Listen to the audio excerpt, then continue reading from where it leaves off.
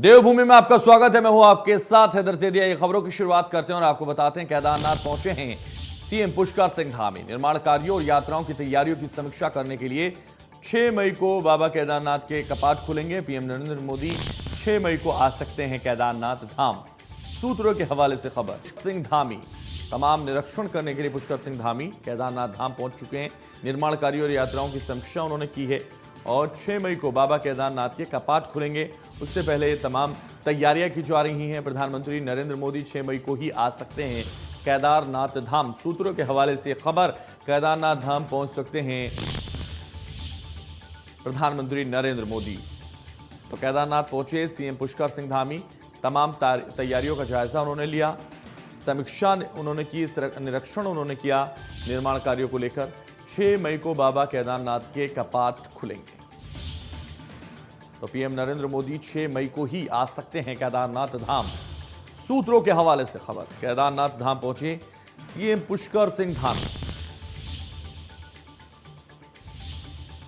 केदारनाथ पहुंचे हैं सीएम पुष्कर सिंह धामी और निर्माण कार्यों और यात्रा की तैयारियों की समीक्षा की है।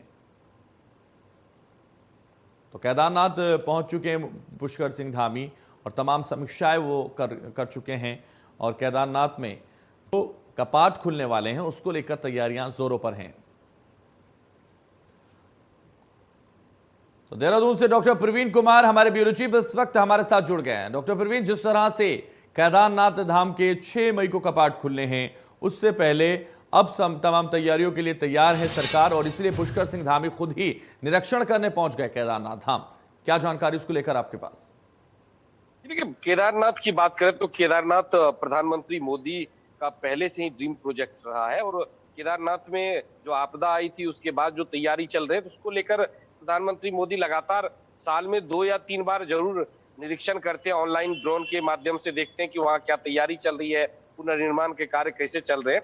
तो ये माना जा रहा है कि चूंकि बाबा केदार का कपाट जो है 6 तारीख को खुलने वाला है। 4 धाम की शुरुआत 2 तारीख से हो जाएगी।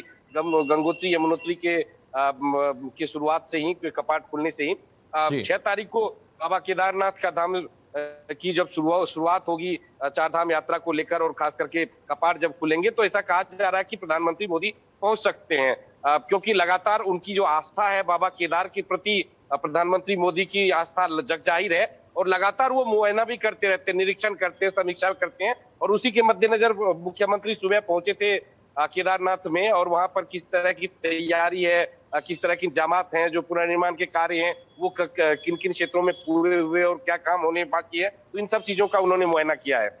तो बिल्कुल इन सब चीजों का मुआयना वो कर चुके हैं, लेकिन अब इस वक्त मुख्यमंत्री कहां पर हैं? क्योंकि लगातार ये कहा जा रहा है कि पूरे दिन भी हो सकता है कि वो इन तैयारियों को देखें या फिर केदारनाथ में पूरी तैयारियों को देखते हुए नजर आए।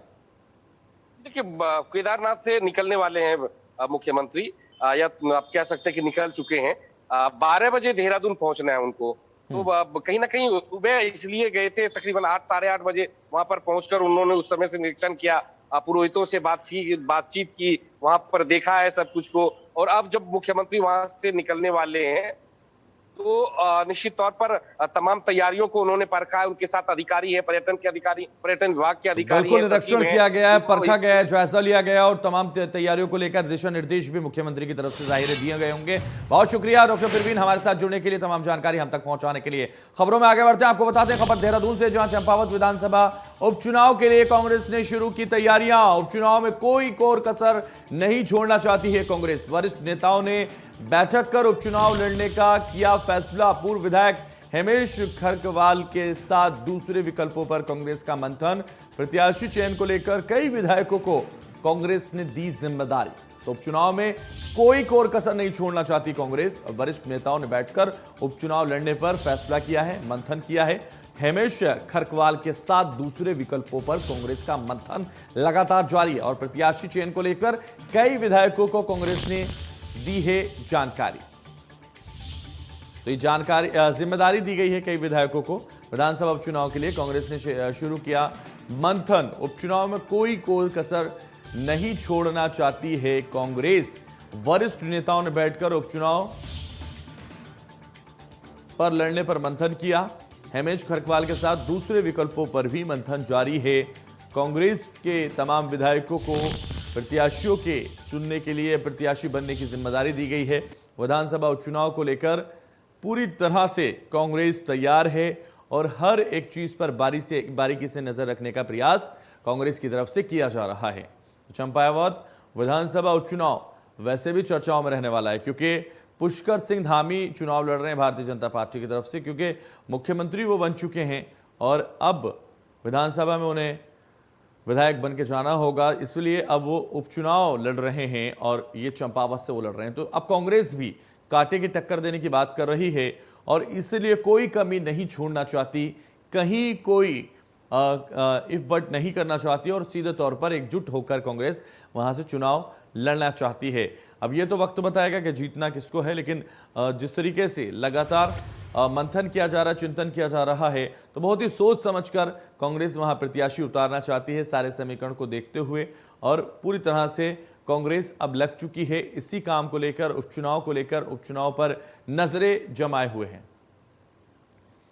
ज्यादा जानकारी के लिए हमारे संवाददाता रोहित सोनी लाइव हमारे साथ जुड़ रहे हैं। रोहित, जिस तरह से चंपावत विधानसभा उपचुनाव को लेकर सरगर्मियां तेज हैं और इसी बीच कांग्रेस भी कोई कमी नहीं छोड़ना चाहती, इसलिए लगातार मंथन का जो दौर है कांग्रेस में भी जारी है और लगातार जिम्मेदारियों पर भी बात आ रही है कि किसको विधानसभा में उपचुनाव में प्रत्याशी बना जाए। इसको लेकर लगातार अटकलें तेज हो गई हैं, क्या जानकारी इसको लेकर आपके पास? बिल्कुल, देखिए उपचुनाव को लेकर के जहां भाजपा संगठन लगभग तय कर दिए हैं और उपचुनाव की टीम भी गठित कर दी है कि किस तरीके से पूरा चुनाव लड़ा जाना है। मुख्यमंत्री पुष्कर सिंह धामी चुनाव लड़ रहे हैं, तो लिहाजा भाजपा संगठन इस मजबूती से चुनाव लड़ रहा है कि भारी बहुमत के साथ जो जीत दर्ज की जाए। इस बात का दावा मदन कौशिक भी कई बार कर चुके हैं। तो वहीं कांग्रेस की अगर हम बात करें तो कांग्रेस लगातार मंथन करने की कवायद में जुट गया है, क्योंकि मुख्यमंत्री के सामने अगर किसी को उतारना है तो एक ऐसा चेहरा उतारना पड़ेगा जो मजबूती के साथ मुख्यमंत्री का सामना कर सके। तो फिलहाल इसको लेकर के अब कांग्रेस में मंथनों का दौर शुरू हो चुका है कि बीजेपी का सब कुछ फाइनल हो चुका है, मुख्यमंत्री वहां से चुनाव लड़ेंगे, टीमों का चयन भी कर दिया गया, किसको क्या जिम्मेदारी रहेगी उसका भी ऐलान कर दिया गया है। तो ऐसे में अब बूथ स्तर के कार्यकर्ताओं से लेकर के तमाम जो योजनाएं हैं सरकार की, उसको क्षेत्र में गिनाने की बात चल रही है। तमाम जो कार्यक्रम जनसंपर्क अभियान हो वह भी चलाने की बात चली। मतलब पूरी मिलाकर देखें तो भाजपा संगठन पूरी मजबूती के साथ इस चुनाव को लड़ने जा रही है और भारी बहुमत के साथ जीत दर्ज करने की बात कर रही है। इस चुनाव की बात करें जो अभी हाल ही में निपटा है, जब विधानसभा के चुनाव हुए हैं, तो चंपावत विधानसभा सीट पर जो लड़े गए थे चुनाव, उसमें कैलाश गहतोड़ी 5,000 वोटों से आगे थे, यानी कि 5,000 वोटों से उन्होंने जीत दर्ज की थी। तो ऐसे में अब कैलाश गहतोड़ी ने इस्तीफा दे दिया है और उनके संयोजक के रूप में मुख्यमंत्री के साथ नजर आएंगे।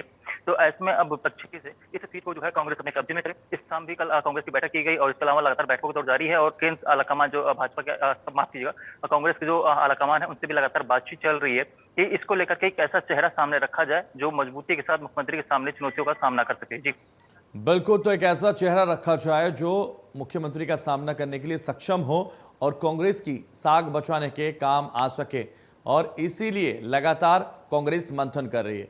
बने रहिए आप हमारे साथ, हम आगे बढ़ते हैं, आपको बताते हैं उत्तराखंड चार धाम की यात्रा 3 मई को गंगोत्री और यमुनोत्री धाम के कपाट खुलने के साथ ही शुरू हो रही है। तो वहीं चार धाम यात्रा की व्यवस्थाओं को मुकम्मल किए जाने को लेकर संबंधित विभाग जुटे हुए हैं और इसी क्रम में चार धाम यात्रा मार्गों पर सफाई व्यवस्था और यातायात व्यवस्था को दुरुस्त किए जाने को लेकर कैबिनेट मंत्री प्रेमचंद अग्रवाल ने तमाम जिलों के पंचायत अधिकारियों और पुलिस विभाग के अधिकारियों के साथ समीक्षा बैठक की है। बैठक के दौरान मंत्री प्रेमचंद अग्रवाल ने चार धाम यात्रा की सुचारू व्यवस्था किए जाने के लिए साफ सफाई व्यवस्था, सभी निकाय क्षेत्रों में दवाइयों का छिड़काव, प्लास्टिक प्रबंध, पार्किंग व्यवस्था, यात्रियों को ठहरने की व्यवस्था और ट्रैफिक जाम के संबंध में नगर पालिका, नगर पंचायतों और पुलिस विभाग के अधिकारियों के साथ विस्तृत चर्चा करने के साथ ही तमाम दिशा निर्देश दिए हैं। साथ ही साफ सफाई 3 शिफ्ट में किए जाने, रात्रि में साफ सफाई किए जाने, कूड़ा उठान के लिए अतिरिक्त कार्मिक लगाए जाने के निर्देश भी दिए हैं।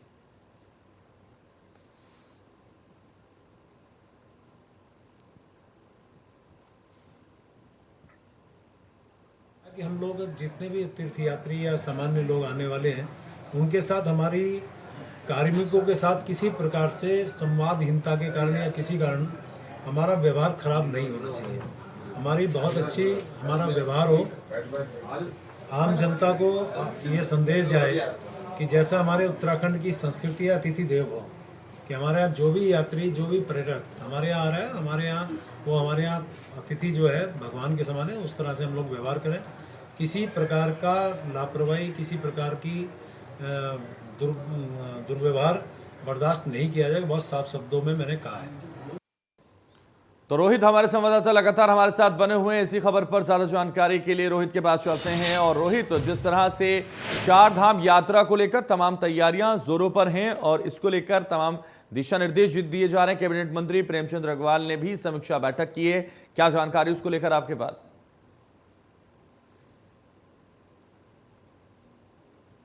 धाम के कपाट खुल रहे हैं, लिहाजा जो संबंधित विभाग है तमाम व्यवस्थाओं को मुकम्मल करने की कवायद में जुटे हुए हैं और जो विभागीय मंत्री हैं वह अपने विभागों को लेकर लगातार बैठकें कर रहे हैं और उनको दिशा निर्देश दे रहे हैं किस तरीके से चार धाम की यात्रा के दौरान जो तमाम व्यवस्थाएं हैं उसको मुकम्मल किया जाना है। इसी क्रम में बात करते जो कैबिनेट मंत्री प्रेमचंद अग्रवाल ने उन्होंने भी बैठक की और मुख्य रूप से इस बात पर ध्यान दिया कि जो सफाई व्यवस्था होनी चाहिए वो पूरी तरह से मुकम्मल हो। इसके लिए उन्होंने जो निर्देश दिए हैं कि फिलहाल 3 शिफ्ट में यानी रोजाना 3 शिफ्ट में सफाई का कार्य किया जाए और मुख्य रूप से इस बात फोकस किया जाए कि रात में सफाई किया जाए ताकि जब चारधाम के यात्री आने वाले सुबह के समय अगर आते हैं तो उन्हें साफ सफाई हर जगह नजर आए।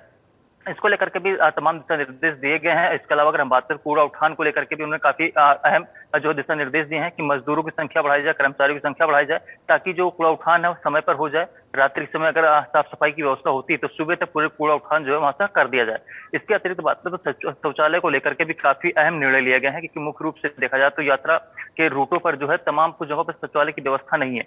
ऐसे में जरूरी दिशा निर्देश दिया गया कि हर जगह पर कि हर एक पड़ाव में जो है शौचालय की व्यवस्था होनी चाहिए ताकि जो यात्री आ रहे हैं उनको किसी प्रकार की कोई दिक्कत ना हो। कुल मिलाकर इस बैठक को लेकर लगातार जिस तरह से बैठकें चल रही हैं, मुख्यमंत्री इससे पहले बैठक कर चुके हैं और अब कुछ ही दिन बचे हैं चारधाम की यात्रा शुरू होने में। ऐसे में संबंधित विभाग जो व्यवस्थाओं को मुकम्मल करने की कवायद में जुटे हुए हैं ताकि जो चारधाम की यात्रा पर आने वाले यात्री हैं वह एक सुखद संदेश लेकर के जाएं। कुल मिलाकर देखें तो 2 साल तक वैश्विक महामारी कोरोना संक्रमण की दस्तक थी जिसके चलते यात्रियों की संख्या काफी कम रही है, लेकिन इस बार जो है यात्रियों की संख्या में काफी उछाल देखने को मिल सकता है क्योंकि इस बार कोविड के मामले बेहद कम है। तो ऐसे में राज्य सरकार इस बाबत भी कोशिश कर रही है कि इस बार अगर यात्रियों की संख्या बढ़ती है और उम्मीद भी यही की जा रही है कि यात्रियों की संख्या बढ़ेगी तो ऐसे में उस हिसाब से व्यवस्थाएं की जानी चाहिए ताकि यात्रियों को दिक्कत ना हो। इसको लेकर के भी विभाग के मंत्री लगातार बैठक कर रहे हैं और प्रेमचंद अग्रवाल ने भी बैठक की है और तमाम जरूरी दिशा निर्देश दिए जिसमें से मुख्य रूप से साफ सफाई की व्यवस्था हो, शौचालय की व्यवस्था हो। इसके अलावा जो कर्मचारी वहां तैनात रहेंगे उन कर्मचारियों को इस बात की भी हिदायत दी गई है कि जो भी यात्री आएंगे उसे उलझना नहीं है, उनसे शालीनता से बात करनी है ताकि एक सुखद संदेश और उत्तराखंड जो देव अतिथि देवो भव की बिल्कुल। बात तो रोहित, करती है, जिस तरह से लगातार पूरी तरह से व्यवस्थाओं का जो दौर है वो जारी है और इसको लेकर लगातार चारधाम की तैयारियां चल रही हैं। चलिए, बहुत शुक्रिया, लेकिन बने रहिए आप हमारे साथ, हम आगे भी आपसे जुड़ेंगे।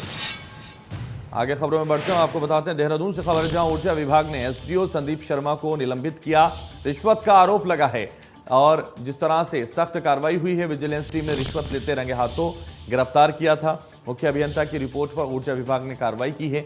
बिजली कनेक्शन के लिए संदीप शर्मा ने मांगे थे 20,000 रुपए रिश्वत के तौर पर। पीड़ित की शिकायत पर विजिलेंस की टीम ने आरोपी को रंगे हाथ पकड़ा था। तो विजिलेंस की टीम ने रिश्वत लेते रंगे हाथों पकड़ा था। मुख्य अभियंता की रिपोर्ट पर ऊर्जा विभाग ने कार्रवाई की है।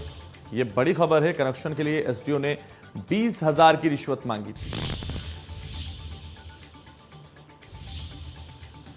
तो ऊर्जा विभाग ने एसडीओ संदीप शर्मा को निलंबित किया। रिश्वत का आरोप सिद्ध होने पर यह सख्त कार्रवाई की गई।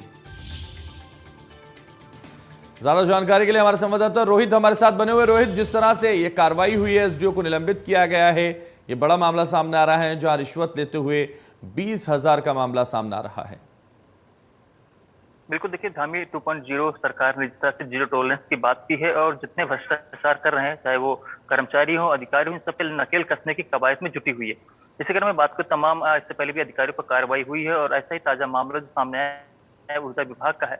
जो मामला सामने निकल के आया कि एक पीड़ित व्यक्ति ने जो है विजिलेंस टीम को शिकायत दर्ज कराई थी कि जो एसडीओ अभियंता संदीप शर्मा है वह 20,000 की जो है रिश्वत की मांग कर रहे हैं क्योंकि बिजली का नया कनेक्शन लेना है, तो उसके एवज में उनकी मांग कर रही थी। इसके अलावा चलते जो है विजिलेंस टीम ने उनको रंगे हाथों 20,000 रुपए लेते हुए पकड़ा और पकड़ने के बाद जो पूरी विस्तृत रिपोर्ट तैयार की गई और रिपोर्ट को जो है ऊर्जा विभाग को सौंपा गया। उसके बाद से जो संदीप शर्मा को निलंबित कर दिया गया है।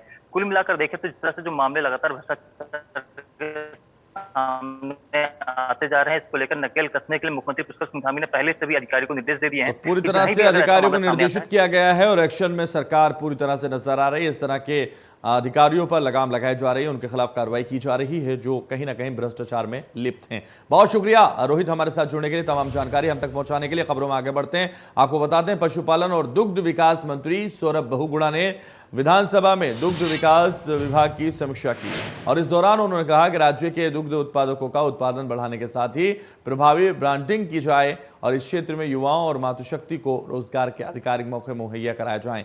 मंत्री सौरभ बहुगुणा ने कहा कि आंचल डेयरी मिल्क बूथ के लिए सभी विधायकों से जमीन मुहैया कराने का भी अनुरोध किया जाएगा।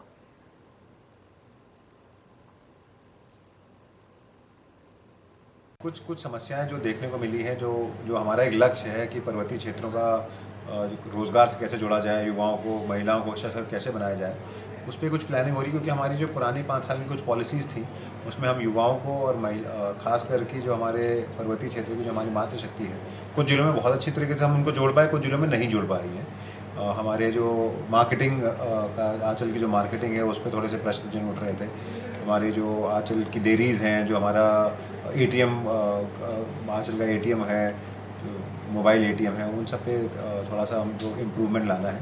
उसी कारण हमने ये मीटिंग लाई है कि हम किस तरीके से अपने दुग्ध उत्पादन बढ़ा सकें, किस तरीके से हमारी मातृशक्ति और युवाओं को पर्वतीय क्षेत्र के और तराई क्षेत्र के लोगों को जोड़ सकें और उसको किस तरीके से ब्रांडिंग बेटर कर सकें, उत्पादन भी बढ़े, ब्रांडिंग भी अच्छी हो और लोगों को रोजगार भी मिले। ये हमारा लक्ष्य है। कोरोना की चौथी लहर को लेकर अल्मोड़ा स्वास्थ्य विभाग द्वारा अपनी तैयारियां शुरू कर दी गई। जनपद के सभी चिकित्सालयों में कोरोना टेस्टिंग के लिए स्वास्थ्य कर्मचारियों की टीमें बनाई गई हैं। वहीं मुख्य चिकित्सा अधिकारी डॉक्टर RC पंत ने बताया कि कोरोना के चौथी लहर को लेकर जनपद में जांच केंद्रों में को बनाया गया है और खांसी, बुखार, जुकाम के मरीजों की जांच की जा रही है। इसी के साथ जनपद में इसके लिए पूरी व्यवस्था कर दी गई है।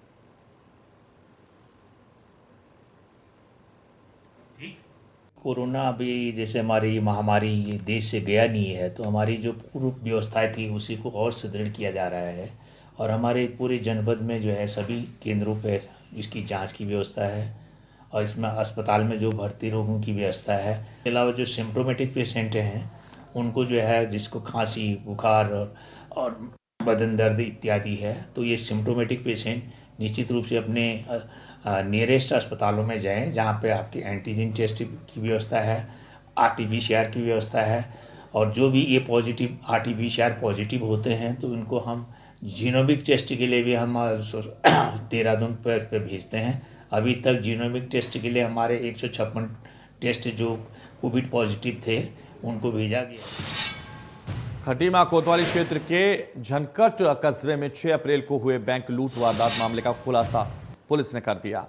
SSP उधम सिंह नगर मंजूनाथ लूट की वारदात का खुलासा करते हुए वारदात में शामिल 3 आरोपियों में से 2 आरोपियों को गिरफ्तार करने की बात भी कही गई।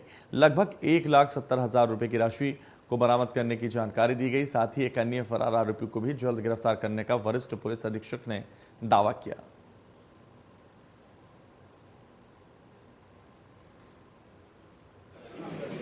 कुल मिला के ये लोग 3 थे, 2 तो केवल बैंक के अंदर गए थे, तीसरा आदमी बिल्कुल बाहर रखी कर रहा था। एक मोटरसाइकिल में आए हुए थे और केवल पगडंडी और कच्ची सड़क और मिट्टी वाले सड़क को यूज़ करते करते वो जंगल और नदी के रास्ते से पीलीभीत होते हुए, पीलीभीत की भी आउटस्कर्ट से होते हुए बरेली तक जाते हैं।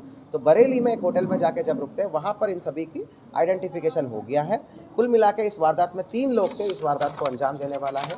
2 लोगों की अरेस्टिंग हुआ है, इसमें पशुपतिनाथ है और दूसरा है हमारा नरेंद्र कुमार है। तो दोनों पे एक तमंचा भी मिला है और घटना में प्रयुक्त हुआ है तमंचा मिला है और घटना में प्रायोजित मतलब उपयोग किया गया मोटरसाइकिल बरामद हुआ है। एक आदमी पे 1.5 लाख रुपए कैश मिला है, दूसरे आदमी पे 20,000 रुपए कैश मिला है। तो तीसरा आदमी जो फरार है उसकी दबिश के लिए हमने लगातार टीमें भी भेज रखे हैं और अभी भी कार्यरत है। तीसरा ललित मानवेंद्र सिंह का झुंझुनू का निवासी, उसकी गिरफ्तारी के लिए टीमें लगातार काम कर रही है। पौड़ी जिले में एक दर्दनाक सड़क हादसे में 6 लोगों की मौत हो गई है, जबकि 6 लोग इस हादसे में पूरी तरह से घायल हो गए हैं। हादसा पैठाड़ी क्षेत्र के भटकोट ग्राम सभा में सियोली के पास हुआ, जहां बारातियों से भरा एक मैक्स वाहन अनियंत्रित होकर सड़क से नयार नदी में गिरकर दुर्घटनाग्रस्त हो गया। इस हादसे में जहां 5 लोगों ने मौके पर ही दम तोड़ डाला, जबकि एक घायल व्यक्ति ने सामूहिक स्वास्थ्य केंद्र में पाबों में उपचार के दौरान दम तोड़ दिया।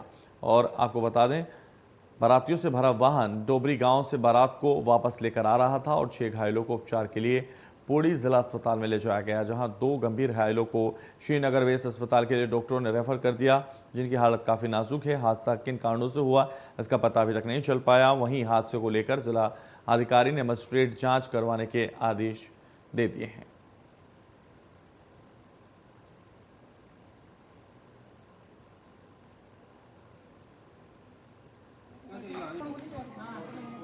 एक मैक्स गाड़ी का दुर्घटना हुआ है, उसमें मौके पर 5 लोग का मृत्यु हो गया था। सभी मृतकों को जो है वहाँ से पैठानी अस्पताल में फिर लाया गया और जो घायल थे उनमें से 6 व्यक्ति जो है पाबो में आए थे। वो 6 व्यक्ति में से एक व्यक्ति का महिला का पाबो अस्पताल में भी मृत्यु हो गई। बाकी सभी घायलों को अभी यहाँ पे पौड़ी में जिला अस्पताल में लाया गया है। सभी की हालत अभी स्थिर है और सभी घायलों का इलाज यहाँ पे किया जा रहा है।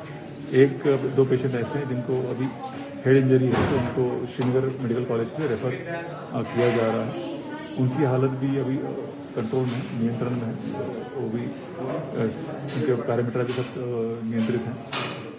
उम्मीद करते हैं कि सभी घायल जो है वो स्वस्थ होकर ठीक उनका इलाज।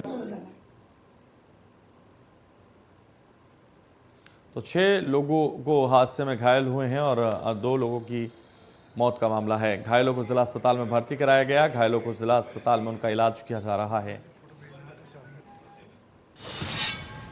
उत्तराखंड में जंगल में आग लग गई। टिहरी गढ़वाल जिले के कीर्तिनगर क्षेत्र में पिछले 3-4 दिनों से कथित तौर पर हेक्टेयर भूमि में आग लग रही है। वन की विभाग के आंकड़ों के अनुसार जंगल की आग से आरक्षित वनों को अधिक नुकसान हुआ है। आपको बता दें, आग से अब तक 200 हेक्टेयर जमीन अधिक भूमि नष्ट हो चुकी है। साथ ही आपको ये भी बता दें कि गढ़वाल क्षेत्र में कम से कम 117 नए झाड़ियों में आग लगने की घटनाएं सामने आई, जिनमें से 32 कुमाऊं क्षेत्र और 75 वन्यजीव क्षेत्रों में से 10 टिहरी शामिल हैं। फिलहाल देवभूमि में बस इतना ही। दीजिए मुझे इजाजत और आप देखते रहिए इंडिया न्यूज।